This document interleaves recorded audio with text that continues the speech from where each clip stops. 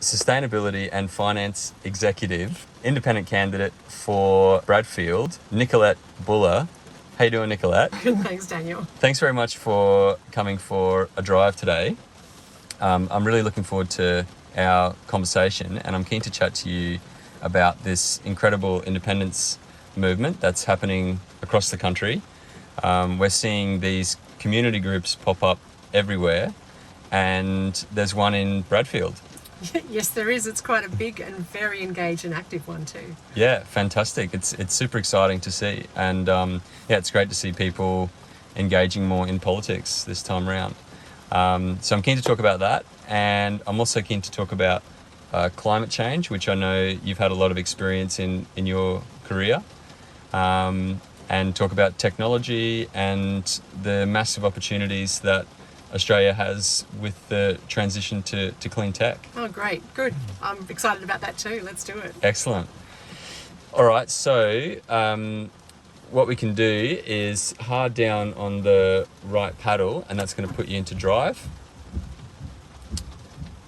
Yep, and I'll just turn this one down a little bit for now. And all you need to do is push the accelerator, also known as the endorphin button. And we're away. Nice. I've got to tell viewers that we are driving in possibly some of the worst weather we've seen in the last few weeks. Or you can make that go a little bit faster for me. Thanks, Daniel. Yep, sure. Thank you. No worries, I'll put it back on auto. Yeah, I think this is without doubt the worst weather that we've had for us for an episode of coal miners driving Teslas. But fortunately, the safety features in the car are very good. So excellent. Yeah, I'm sure we're going to be fine. I haven't yet found a downside to electric vehicles in terms of reading. I know there's been a conversation around what do we do with the useful life of spent batteries, but it is really exciting to be behind the wheel of your Tesla today, Daniel. Yeah. I'm trying to sort of keep it really cool for the audience, but I'm going, woo! Yeah. Yeah, it is super exciting. I remember my first drive of a Tesla, and yeah, it was just absolutely amazing. The feel is totally different, and also just the prospects of what our communities, our cities could look like with a fully electric transport system as well. Yeah, absolutely. And do we even need to own these things, right? Yeah, that's another topic I'm sure we're going to get into. Can you tell us a little bit about your career and what led you to decide to become an independent candidate for Bradfield? How long is this drive, Daniel? We've got plenty of time. Well, since I was probably 9 years old, I've been deeply passionate about conservation and about our natural world. My parents used to take me bushwalking in the Blue Mountains, and I just love it. And so maybe I was 13 when I just get really frustrated. When are these adults going to get out of the way and make sensible decisions and look after the koalas and all this sort of stuff? But growing up with a stepdad and a biological father as well that are both engineers, had this really interesting take on, I suppose, business and sort of innovation as well. And so where did it happen? It happened when, we're going to go left or right? We can go right, and we'll go on loop. We'll okay. loop around and come back, and then we'll go that way as well. This is actually where I wanted to come up here, and then that's also a beautiful road down that way as well. So, yeah. So I applied for my first job at the Sustainable Energy Development Authority in the mid-90s.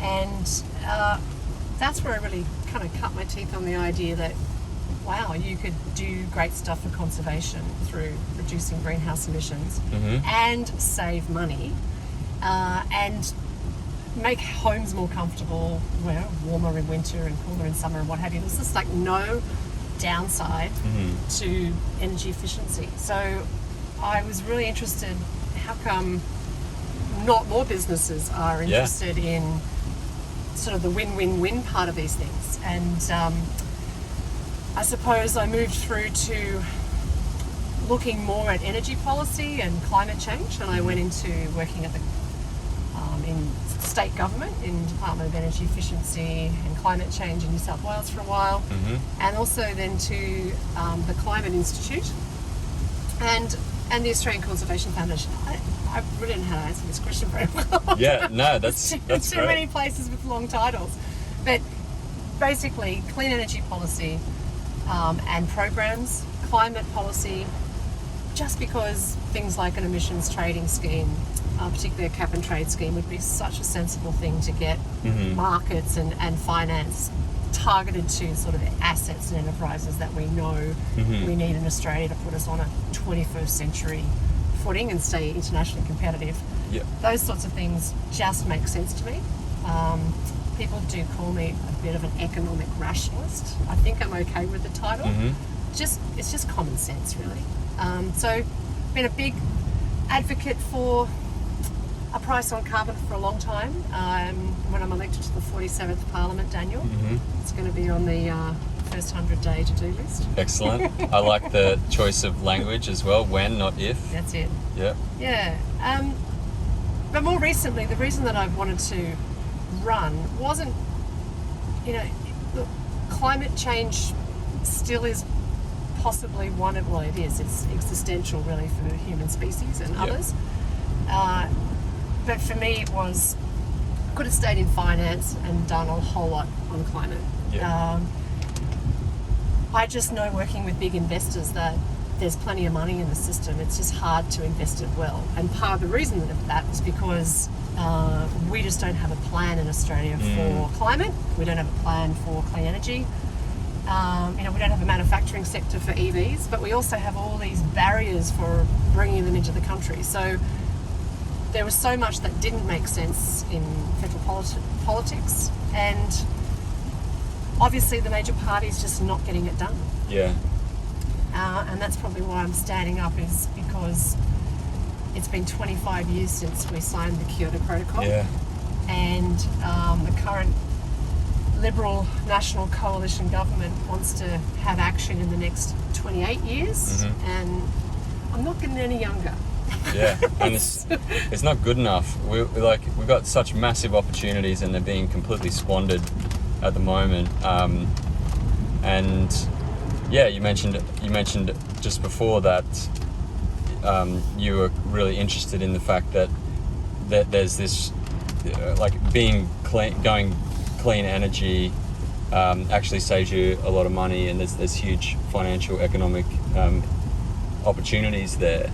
And then the question comes well, why haven't we done it for the last 20 years? Why hasn't the government been trying to push us to do this? And I've followed politics, climate politics, for the last 20 years, and I've often asked myself the same question.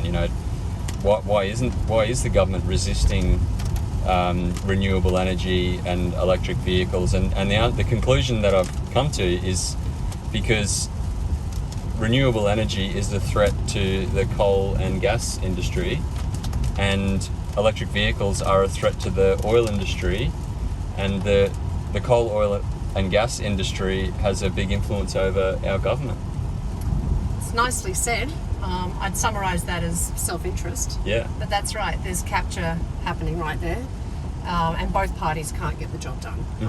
So, yes. And I think that's probably why you're seeing the rise of these community independents, because it's not that we've got to throw out the party system, but it needs to be fixed. And in my view, it's small parties or independents are the ones that can get the job done. And that's why, in 2022, we just need to get as many of these independents voted into Parliament to break that deadlock and get the sort of policies, not just on climate, but things like a federal integrity commission. I mean, again, it's not getting done, self-interest. Yep. So we need to get that independence in there to break that deadlock. Yeah, absolutely. And we're seeing, even in the current Parliament, it's the independents that are driving debate on climate and integrity as well. We saw Helen Haynes introduce the ICAC bill. She's also done a lot of work around climate and renewable energy. It seems like these independents are the ones driving the debate. And Warringa's member Zali Steggall. And Zali Steggall, of For course. climate adaptation and mitigation bills. And add that to my 100-day, first 100-day list. It's going to be a busy first 100 days. Yes and no, because there's some shovel-ready legislation that's been drafted by these independents. It just now needs the will of the Parliament to get them through. And that's going to just start, again, unblocking that roadblock and getting the sort of sensible policies out that need to happen. Money's going to flow, light's going to be shone on things like never before. Yeah, the criteria of who gets put on the boards of things like our ABC and the Human Rights Commission, not just friends of major parties. It's not okay, but what are the criteria we use to put those people on board? So there's a whole lot of stuff on integrity that needs to happen in the federal parliament. It's just got to be done. I reckon that's why those independents, including me, can help get it done. Absolutely, and we've seen a lot of these campaigns. So I've taken a few candidates for drives already, and I've mentioned to them this as well. But traditionally we use polling to try to get an idea of how well these campaigns are going. But I have a different metric, which is t-shirt sales. And we're seeing like huge numbers of t-shirts sold as part of these campaigns, and the reason is because so many people are joining and becoming volunteers of these campaigns because they want to get involved. They want to help this movement. That's right. And we get called sometimes by parts of the media as radical and just Greens in disguise, or liberal light, or Labor stooges, or whatever. But take away all those labels and ideology, what's really going on is that the community's been taken for advantage just for too long. Yep. And it's not radical to want bold action and urgent action on climate change. It's not. Like, everyone from grandmas to the first-time voters are telling me that in Bradfield. It's not radical to want a livable planet. No, it's not. So that's all the independents are doing. They've come out of the community, they're listening to the interests, and they're offering the opportunity to have people's voices heard in Parliament. That's it. And that's really what democracy should be. Yeah. So it's just giving people a chance. Yeah, absolutely. And when these particular politicians or the media are attacking this independence movement, it's a good sign that it's a threat to them, right? Yes, but remember, it would be nice if people didn't need independence, that if the parties were actually listening to the interests of the people and representing them. And I'm hoping, maybe 2 or 3 terms of people having independence will actually help renovate the party system, because I know that as an elected member of Parliament, I probably will never be a minister, and I most certainly will never be the Prime Minister. That comes out of parties. So the parties themselves need to have some real, weekends away together. Yeah. Start working out what they want to be and start representing the values of Australian people again. They're just so far detached from what real people really want and expect from their leaders. Yeah, absolutely. And I think, the independence, especially with the community engagement and actually getting around and speaking to constituents about the issues that matter to them. I recently took the independent candidate for Mackellar, Sophie Scomps, and she said that big fan of Sophie. Yeah. And she said that in their Voices of group, they'd had kitchen table conversations with over 500 people. I mean, are the major parties doing that? But I don't know. I don't know either. But that's exactly right. And that's really what's so, I think, juicy about this sort of community. I don't even want to call it a movement, because it is actually exactly what democracy should be. Yeah. That it is people talking with each other and just saying, it's just enough's enough. Yeah. I don't know about you, but brush turkey, 2 brush turkeys. Oh, yeah. Nice. Yeah, you go, guys.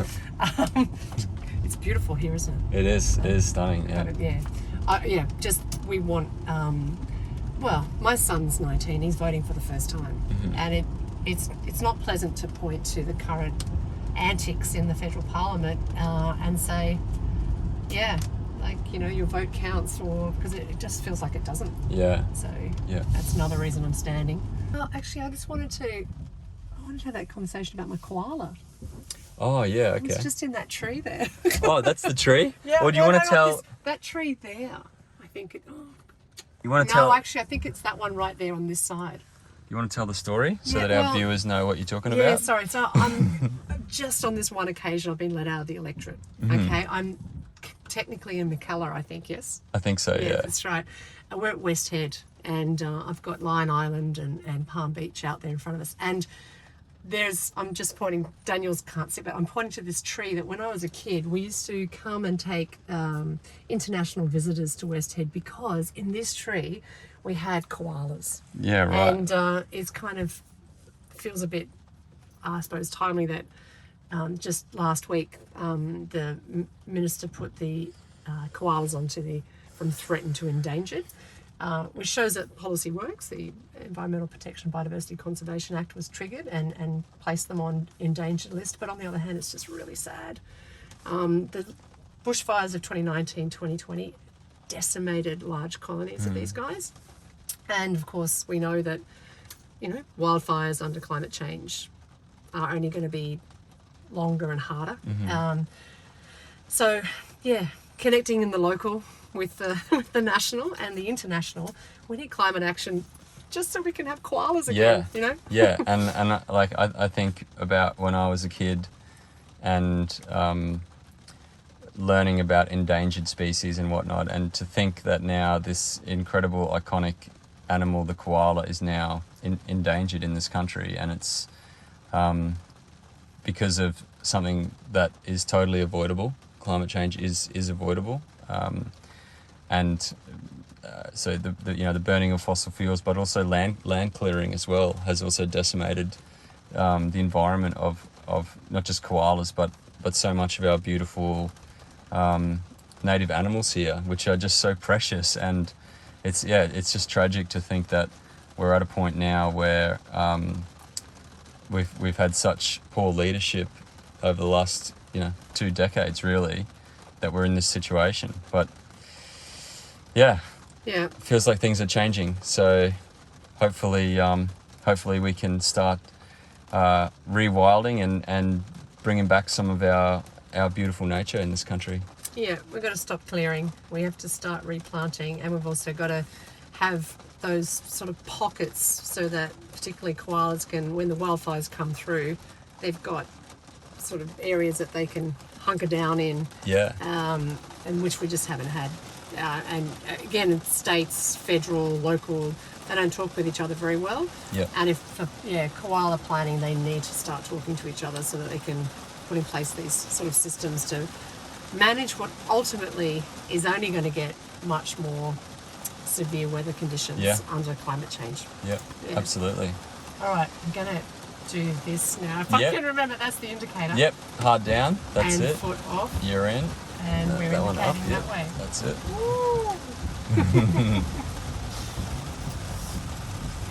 So this would be a really lovely view on a sunny day. Yep. Yeah, you can't see much out there today, unfortunately. It's still a great, lovely drive in the Tesla, even though the weather is could be better. Yeah.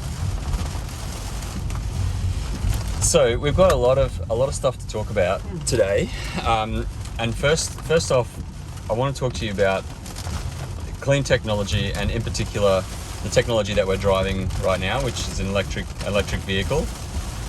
Electric vehicles, there's so many different intersecting things that will come with electrification of transport.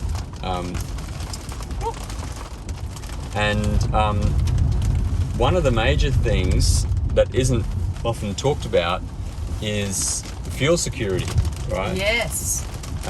Because at the moment, Australia has around over 20 million petrol and diesel cars on the road, and not many people know, but the majority of our petrol and diesel is actually imported. So we rely on other countries for our the fuel that basically fuels all of our cars and trucks and basically drives our economy. And it's coming through just a couple of shipping lines through Southeast Asia. Yep, by Singapore particularly. From Singapore, yeah. A lot of it comes through Singapore. And we know that there's a lot of tension in the world at the moment, and there's potential for international conflict. And during these times, shipping lines can be cut. And so really our fuel security is at quite high risk at the moment. I'd agree with that, definitely. And not only that, but you know, the price of petrol at the Bowser last weekend was $1.98. Yeah. So you don't really want to have all your cars and people getting to and from work in cars and the whole economy based on cars that rely on oil that's imported from overseas. Yeah. And so we often, when Angus Taylor or the government is talking about fuel security, they're talking about, we need to have oil reserves or fuel reserves here, but they're not actually looking at the demand side, which is the cars and the trucks that use the oil. And the huge opportunity here is that if we electrify our transport, if we use electric vehicles for commuting or for trucks and freight, we can actually drive those electric vehicles off renewable energy that's generated right here in Australia. So it's exciting, isn't it? It's super exciting. It means that we become energy independent. Yep. And there's no downside to it, because not only is your energy more secure, because it's locally made and we're not relying on imports or, shipping lines being disrupted, we're also having cleaner energy. Mm-hmm. So greenhouse gas emissions radically reduced. And guess what? It's cheaper. Yeah. So it is a classic example, and nicely put, of just how the lack of a plan for the 21st century economy and to stay internationally competitive is absent. Just self-interest, yesteryear industries, and just the parties are stuck on that. Again, plug, independence, woo! Yeah. It's terrible, but it is. No.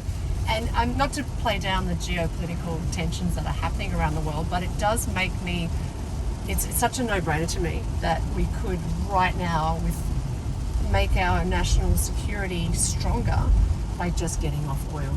Yeah. Absolutely, and if you look at the majority of conflicts over the last 100 years have been over oil. Yes, they have. So globally, as nations around the world do move to electric vehicles and decrease their dependence on oil, we're going to see a decrease in international conflict.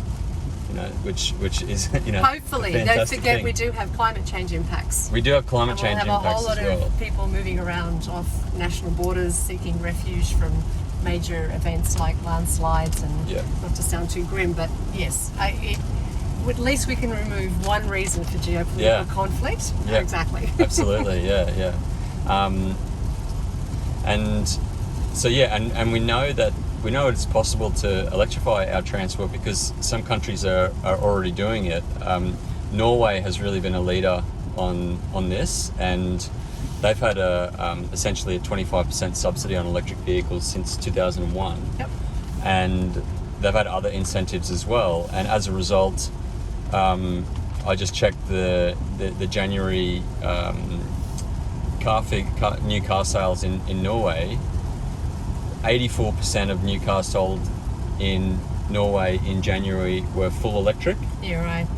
Only 5% were petrol or diesel in January. So they're getting very close to 100% new vehicle sales fully electric. One of the issues, of course, is the reason, even though Aussies are great early adopters of technology, we have the highest concentration of rooftop solar in the world per household.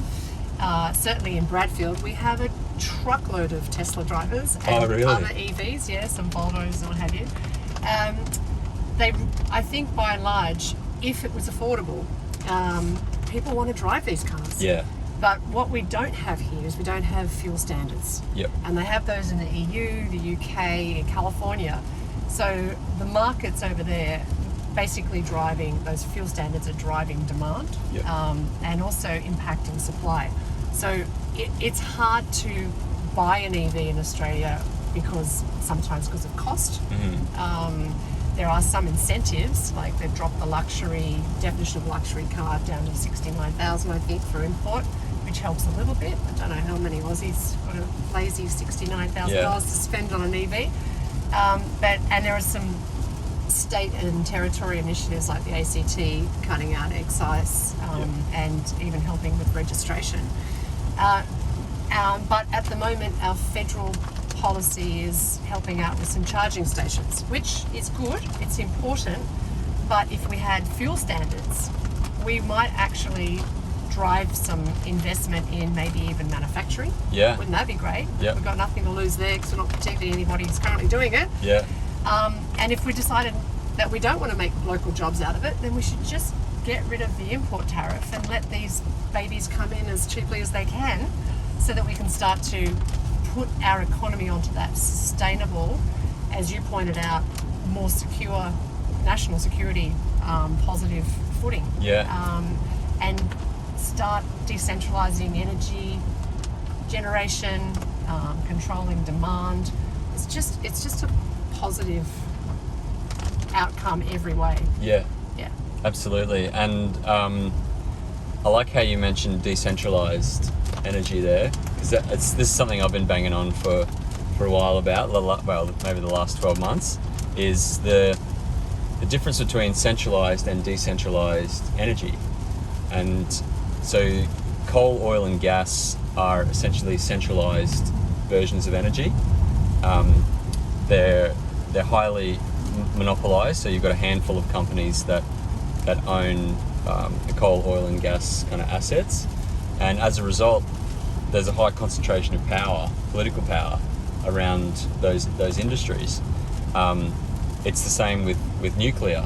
Nuclear is also a centralized version of energy, but renewables and batteries can be household solar, community-owned solar or wind, and community-owned batteries. They're forms of decentralized power where communities can actually generate their own power. And we talk about a nation becoming energy independent. Well, communities can also become energy independent as well. Yeah, and it's definitely a plus for communities, but it's a plus for the entire economy and network. If you have something that's centralized and there's a glitch in it, the whole system goes down. If you've got decentralized nodes, you can have a glitch in one node, but the rest of the place can keep operating. So, and with the Internet of Things and technology, we can use that to bring things on and offline quicker.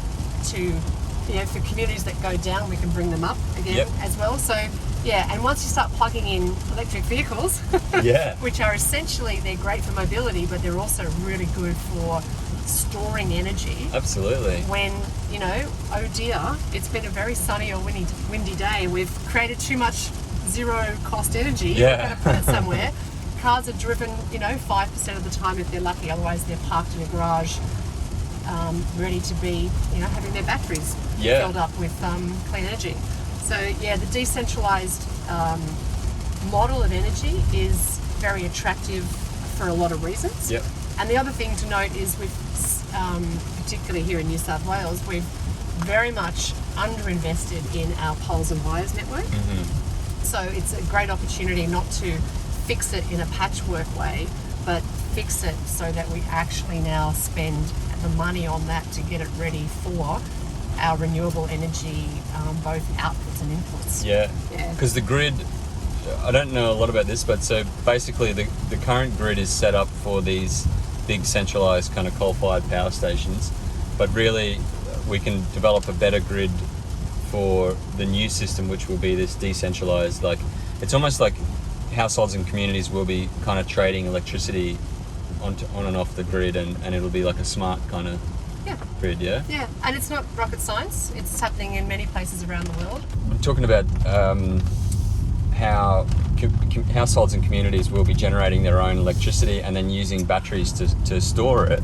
And for example, you probably heard there's the Tesla home battery. It's like 15 kilowatt hours, and the battery in this car is actually 75 kilowatt hours. So the battery in this car is 5 times the size of like a home battery. So it totally makes sense to use vehicles, Yes. electric vehicles, plug them in when you get home. You've got this massive battery that can probably run your house for a week or That's something like right. that as well. So the vehicle to home and vehicle to grid opportunities with your cables that work both directions, that is very exciting, and it's a little scary for some of the traditional businesses that have invested in, as you pointed out, some large companies. It just means that there's going to be other large companies that, like people that make these widgets and gadgets and the Internet of Things, that might be benefiting, but New opportunities. 21st century. Yeah, so your area's really been in how finance can be leveraged to help drive this transition. Yeah. Do you want to tell us a bit more about how that can be done? Yeah, so generally, as I mentioned, there's a lot of money in the system. It's about finding good places to put it. And when I've been working in finance, it hasn't been about sort of the day trading and the gambling part of it. It's been about how to put finance to work for the planet and for people, but obviously for profit as well. Been working a lot with superannuation companies who have that long-term perspective, because, you know, the 18-year-old who's in their job for the first time probably won't be drawing their pension until 2078 or something. I don't know. So super funds have to take that long-term view about investment. So really, put simply, it's about getting money away from unhelpful things, and I'll call out fossil fuels for energy use there. We don't want to have stranded assets in portfolios. That's bad business.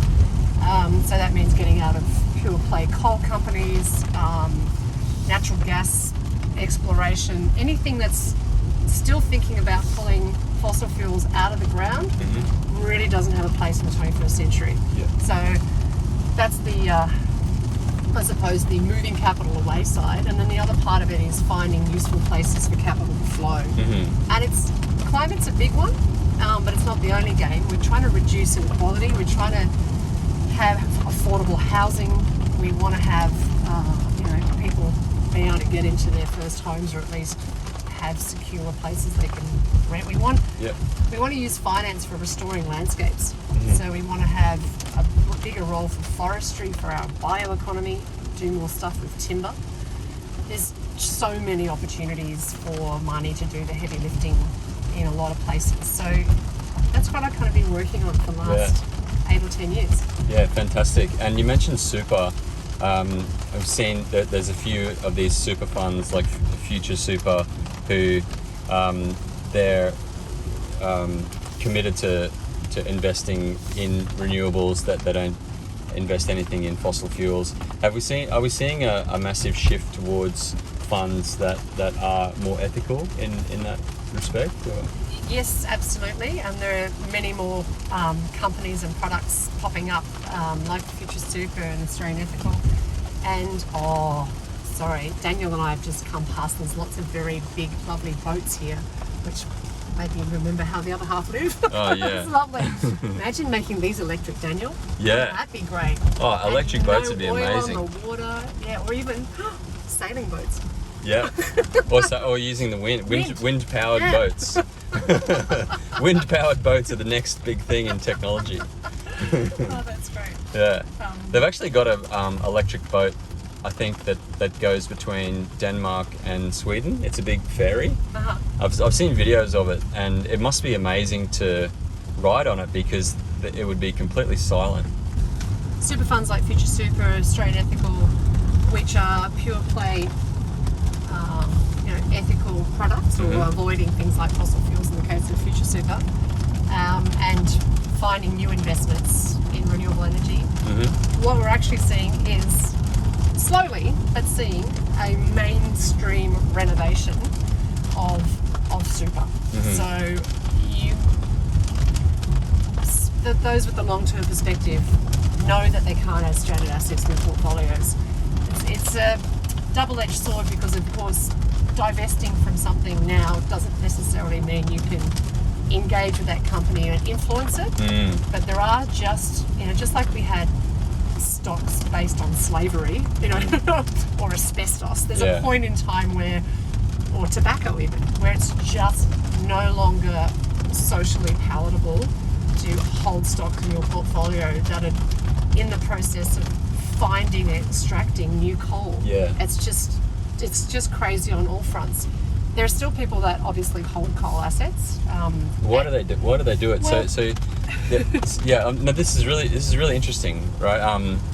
And a lot of this is in super funds, and a lot of people own super funds and they don't realise that they are still invested in coal. And we know that these assets are at high risk. They're going to be stranded assets. We know that the transition is on. It is happening. So why are these fund managers still holding these assets on their books? Yeah, and not only that, they're also quite lumpy, meaning that you can have a significant, under COVID, these ones just went, but obviously you'll see, oh my gosh, coal assets are back on the rise. Yeah, because they had a pretty poor performance in the last few years. Right. People weren't, doing a lot of industrial stuff, or getting in aeroplanes and flying around for the case of avgas and oil. Yeah. So, two reasons. One, if it's a small part of a big company, like we saw this with BHP, that had coal assets on its books, and Wesfarmers as well. They investors, so the big institutional investors, will hold those stocks so that they can engage and say, hey, I'm a shareholder and I own, my members invest, I don't know, maybe 3-4% in your company. We need you to get out of these coal assets now because we want you to be internationally competitive, and people just don't want their investments in coal. So you saw that they spun off coal assets to South 32, and South 32 in turn has spun off its coal assets now, and so forth. It has some benefit, but it still means that a lot of coal assets exist, but mostly in private hands. So you're essentially just selling them to someone else. Could be. With less scruples. Influence. Or less morals, let's say. However, I don't want to underplay the significance of the signalling that divestment has in the marketplace. So when a retail super fund gets 10,000 letters from its members that they're really unhappy that they're invested in something like, if they can find out in the first place, because disclosing the holdings of portfolios is still not a legislated thing in terms of holdings disclosure. Right. But that's a really powerful thing, and it can drive change. It really does. It's what made, in part, BHP sit up. I mean, obviously they see the writing on the wall because it's an international company, and it knows that other countries around the world are legislating, like the European Union, for sustainability and climate disclosures. So it's only a matter of time that Australia's going to need that as well. So it's probably the main reason that people will hold pure play coal stocks is because they love gambling. Yeah, They wow. love a bit of risk. They're not looking at the impact negatively or positively about the goods and services of the company. They're looking at that company because they picked it up for a good price, and they think they might be able to sell it for a good price, or make some money out of it in the short term. Yeah. Yeah. Very interesting. I might come back to that in a sec, but while we're talking about that, it's probably a good opportunity to talk about some recent news, which is that together with a Canadian organisation, Brookfield, Mike Cannon-Brookes recently made an offer to AGL to buy the entire company, or part of the company. Was it the entire company? Offered, I don't know if it's ordinary shares only, but yes, at a 5 cent. 5%? 5 cents premium. 5 cent premium, was Yeah. it? Yeah, okay. Yeah. So basically Mike Cannon-Brookes has offered to buy AGL at 5 cents above their current share price. That offer was rejected by the board. And I'd love to get your thoughts on this, because the way I see it is that AGL has these potential, well, that they will become eventually stranded assets. The move to renewable energy is happening.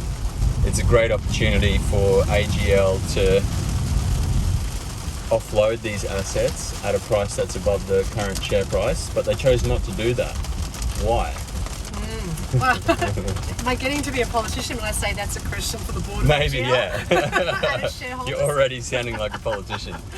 Well, look, can I just say it is one of those spectacular pieces of theatre that happens from time to time, and it was the second time this week that, yes, Angus Taylor was surprised, including Origin Energy's announcement to bring forward the retirement of Eraring Power Station by 7 years. But this one I think Angus Taylor could be genuinely surprised about. We all were. And you know, wow, that's all I can say on that one. Wow. AGL's also got a fair chunk of its book invested in renewable energy assets and enterprises, but it doesn't go without saying that they did swoop in and buy at very low cost a coal-fired power station in Latrobe Valley back, I remember when Julia Gillard was Prime Minister, so probably over 10 years ago. My math is right. And so there's some real opportunity, a financial opportunity that they were gaming there by buying those coal assets. It wasn't about energy security necessarily. It was tempting to suggest it was about holding onto that asset so that one day the government might buy it off them and retire it. Right. Because they picked it up for a really, really low price. So it's just on that. So you think that the strategy could have been that they know that there will be the public wants to see these coal-fired stations retire, and do you think that the decision could have been made that the government's going to have to buy us out anyway, so let's grab it? Yeah, a little bit. Back in the day, from my very sketchy memory, I think it was Penny Wong who was doing water buybacks to try and restore some flows to the Murray-Darling Basin, and looking at some of the upstream irrigators around cotton and what have you. And a similar conversation was happening about Labor at the day trying to put Australia on a footing for lower greenhouse gas emissions. The first one was, you know, what are the assets in the system that are 40 years old and should be retired, or could be financially or economically viable to retire? Some of those are in the Latrobe Valley and have since closed down. Right. And so it wasn't just that, you know, consumers want it, but actually it was probably slated as something that made sense by the government of the day. And I think AGL sniffed at that and went, you know, maybe that's a good deal, maybe. I mean, I don't know. I'm not on the board of AGL. Yeah, sure. But as a commentator at the time, it was an interesting move to buy more coal assets. Yeah, it's almost, I mean, it feels to me, maybe this isn't how it is, but it feels to me that it's almost like them grabbing this asset and kind of holding us to ransom and saying, yeah, you want us to close this down, you're going to have to pay us a lot for it. Is there an element of that? Well, that's, yeah, respectfully, that's business too. Yeah, but the climate can't wait really either, can it? You know? No. So Mr. Cannon-Brookes is, you know, that's just fantastic, right? And the reason that has had to happen is really because Australia just doesn't have a climate change plan. It doesn't even have an energy plan, Daniel. So it's little wonder, and certainly for the last 8 to 10 years working in finance, we've been, you know, doing shadow pricing on carbon emissions in our portfolios. We're trying to work out how do we price carbon risk into the assets and enterprises that super funds and other investors make, because we know that to stay internationally competitive, those portfolios have to decarbonise much faster than what the Australian government's talking about in 2050. Yeah. We need those sort of 2030, 2035 targets, because business doesn't make decisions on 28 years. It does it on 1, 3 and 5 years. Yeah. So business knows that, and that's what business has been trying to do. It just makes the guesswork really expensive. If the government had a plan, if it had some pricing signals, it would take the risk out of much of the work that's done by the sector, and we'd just get money flowing to clean energy and those types of clean tech solutions faster and at lower cost, which just benefits consumers and taxpayers. Yeah. So what would it look like if these if they do become stranded assets? What does that look like? How to, like, financially, what happens there if a company does have these? Say AGL doesn't take this offer, and it could play out for a few weeks, and they could come back with counter offers, etc. It might still happen, but say that it didn't happen, and we had a lot more renewable energy coming onto the system, and then these coal-fired power stations just can't compete anymore. What happens then? Well, unfortunately, what happens is, and just from what I've seen with AGL, I'm 100% confident they've got a plan of what they're doing. I've seen some of their disclosures. They do the task force for climate-related financial disclosures and whatever. They know what their risks are. What happens though is you get major structural issues in the communities where these assets are based, and it's a travesty. Those communities, the workers in those coal assets, the mines as well as the power stations, you get all of the service providers, small businesses and large businesses into those value chains. You get even the corner store and the supermarket around those assets that fall apart, and you just have this, you get the ghost town thing. And that's been a really hard thing working in finance, because it's not an easy job for the financial sector to go into the Hunter Valley or into the Bowen Basin to try and do that structural adjustment with people in their communities. That is absolutely the role of government to do that. Federal with state and with local together. Yeah. There's a human element to this, Daniel, and totally. It's irresponsible, frankly, to ignore the importance of making that strategic transition away from those assets now. Yeah, and I'm from a coal mining community, and I love my hometown. It's an amazing community. It's such a strong community, and a third of the town works at the coal mine. And like you said, there's all these support industries and shops and everything that go with it. But there's been calls on the government to start planning this transition for like 20 years, and they just have refused to do it. And you get people like Matt Canavan pretending that he's on the side of coal mining workers, but they actually haven't provided any plan for this inevitable transition at all. And so instead of it happening in a slow, like, planned way, it may potentially happen very quickly. Yeah, and quick things are usually painful, and that's why with the longer sort of runway, people got time to get used to changes and participate in their own decisions about their own future, rather than have them imposed upon them. Yeah. So yeah, it is heartening to see the state government stepping in where the feds haven't done that. We've got Matt Keane, who's the Treasurer here in New South Wales, has got some money flowing towards places like the Hunter Valley in terms of structural adjustment. Renewable energy zones, is Yeah, it? that's right. And the Hunter Job Alliance, who are actually having conversations with people, real people, on the ground in those communities who know the transition's coming. They want to get on the front foot and start preparing for what jobs that they can do.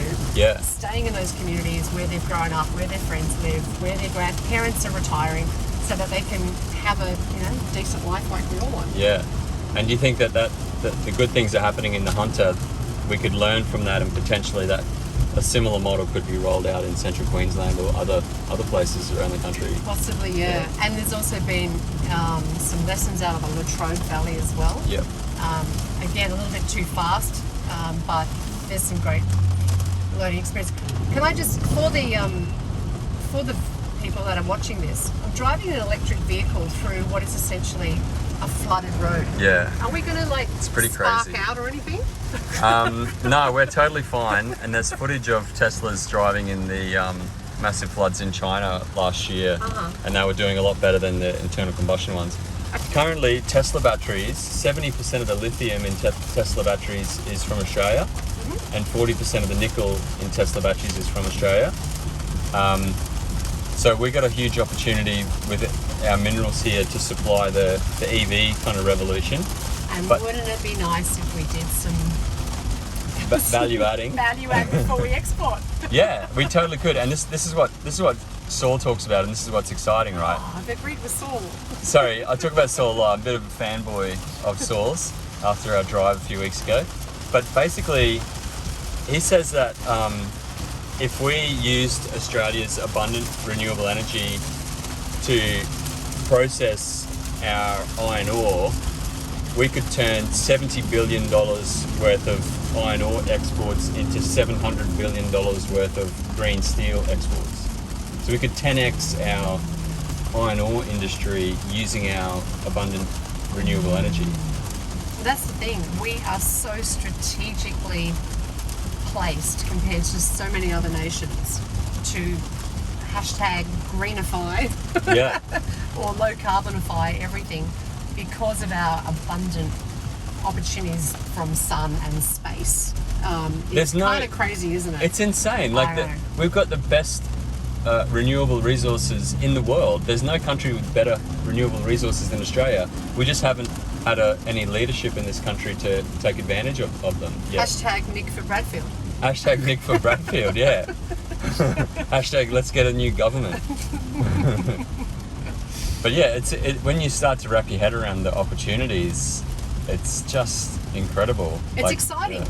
This is the thing, this adjustment or transition or this pivot or whatever you want to call it, of course it sounds, but it's really, really positive. It's cleaner, it's decentralized, it's local, it puts us in charge of things, it improves our national security.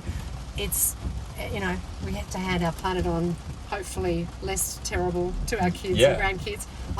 It's the kind of stuff I love. It's putting purpose in the center of business. Yeah. It's putting people and planet first alongside profits. There is no real big downside as long as we plan for it and bring people along, on the way. That's right. And I think the problem in Australia has been that action on climate for 20 years has been framed as a burden.